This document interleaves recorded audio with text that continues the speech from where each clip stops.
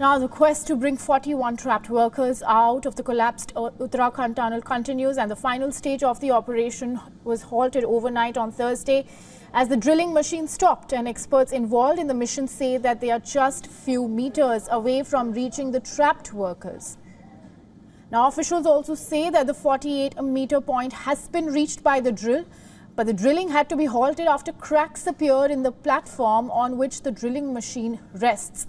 And the rescue operations are again set to resume shortly if there are no more hurdles, and the workers are expected to be out by afternoon today.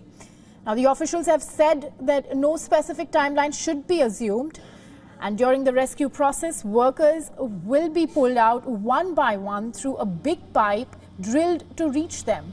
And after the operation is over, a medical examination of all the workers will be done. Anyone with serious injuries will be airlifted and flown to All India Institute of Medical Sciences. The workers have been trapped in the under construction collapsed tunnel since last 13 days, and a very complex effort to bring them out has been taking place since then, and food and water and oxygen is being supplied to the workers through pipes. Now, the tunnel in India's northern Himalayan state of Uttarakhand is part of the ambitious Char Dham project, and it's a national infrastructure initiative to enhance connectivity to the Hindu pilgrimage.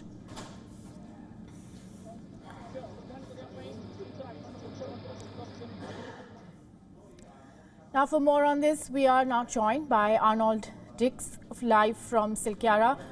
Mr. Dix, welcome to the broadcast, and he's an international tunneling expert. I would like to begin with the first and the most obvious one, which is the rescue. The workers have been trapped for about 13 days now. The situation is getting more dire and desperate, and the latest that we know and we have is on this, that rescuers have drilled up to, and this is according to reports, somewhere around 46.8 meters, which is roughly 1 meter away from finding the passage to, have the trapped men back. Now, the drilling work, however, has been halted again. Could you please explain for our viewers what are the complications at this stage? Good morning, and thank you for asking me to explain. We're dealing with a Himalayan mountain, and we're dealing with hundreds of thousands of tons of avalanche material in the tunnel.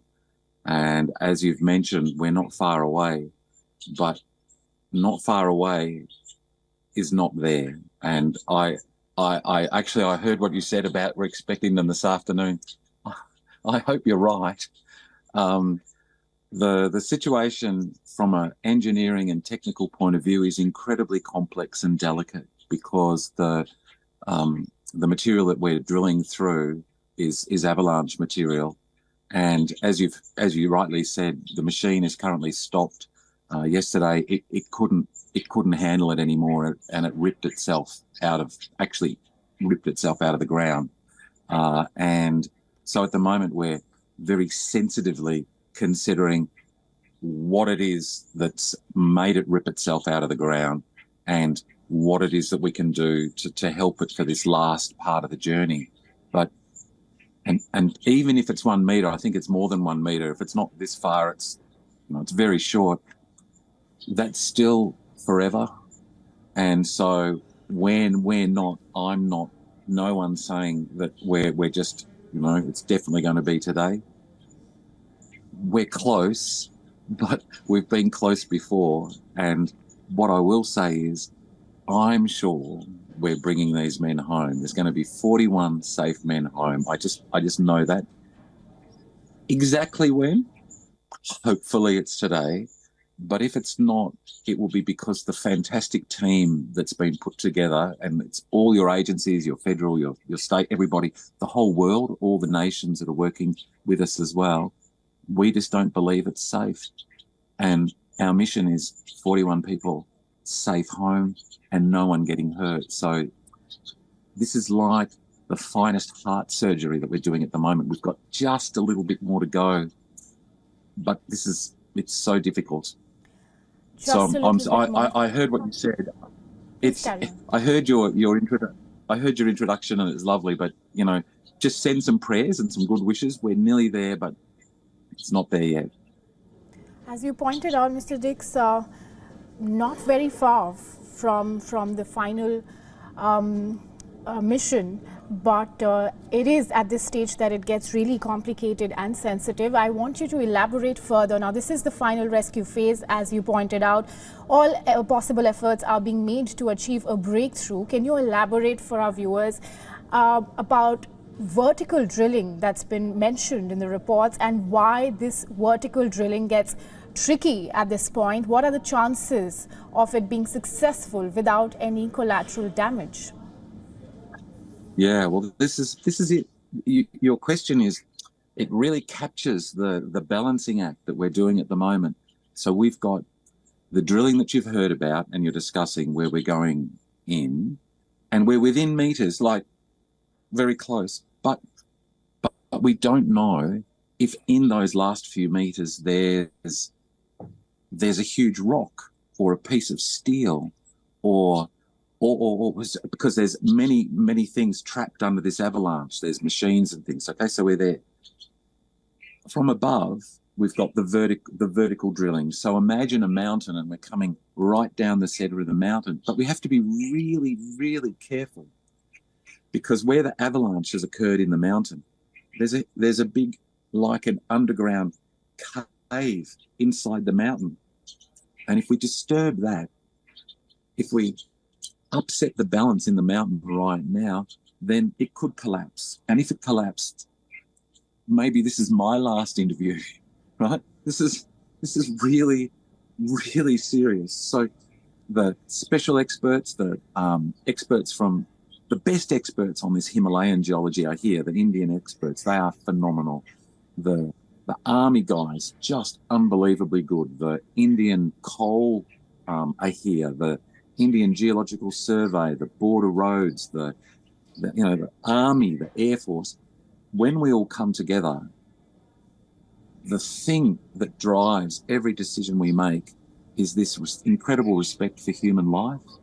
And so if we're coming down from the top, we have to be really careful that we don't disturb things and actually injure the rescuers. So the vertical one from the top coming down, all set up, it's ready to go, but we've got that paused, and it's paused because we've got this one going through the side, which we're hopeful for. Fingers crossed, as you said, it'd be wonderful if that works.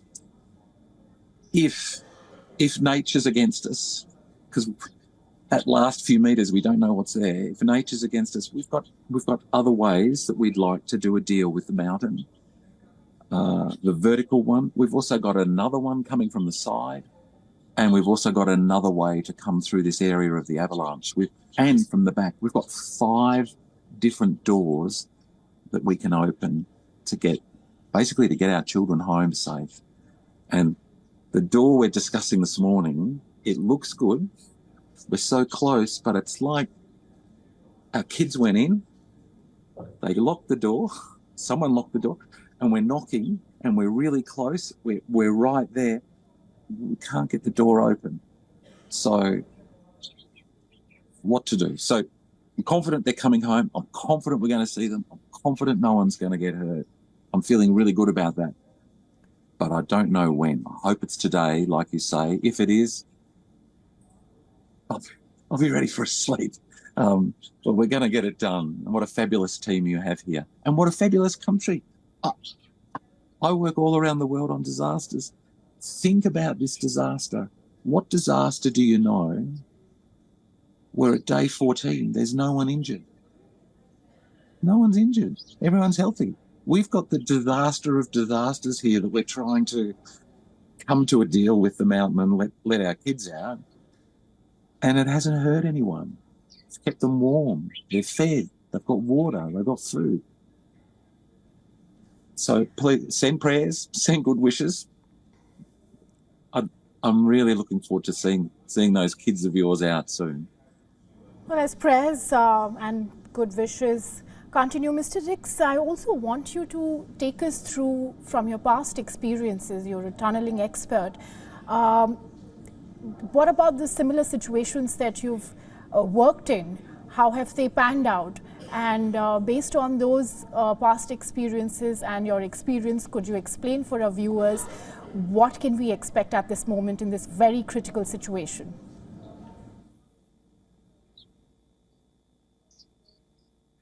If I shouldn't close my eyes. That was a bad thing to do. The reason I shouldn't close my eyes is when I think to all the disasters that I've worked on through my career. Normally you don't have no one hurt. Normally what I'm doing is I'm discussing how to retrieve bodies. Normally my mission is to bring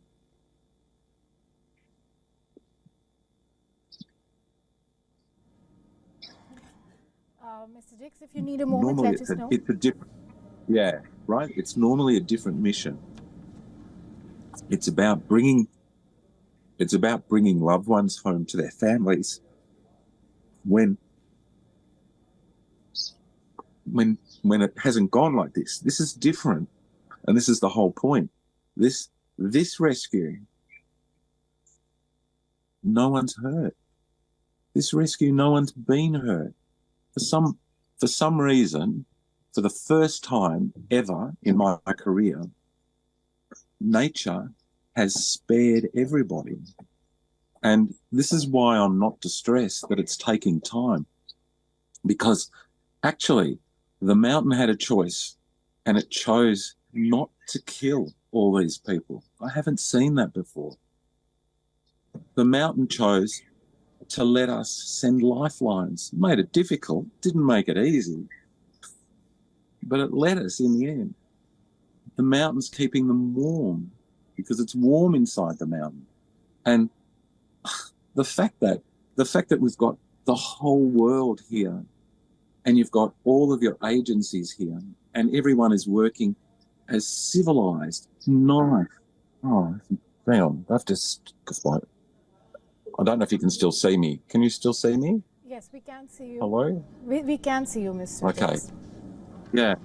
So the fact that everyone's sole mission here has got nothing to do with their egos. The fact that every agency of your country is here selflessly working. The fact that the military guys are working with the civil guys, that the federal government are working with the state guys, that my organisation, every nation on earth that I represent, I've got all their guys. You can't see them. They're all on my back. We've got 100,000 of my members here. I can ask any question I want technically at any moment and I get an answer.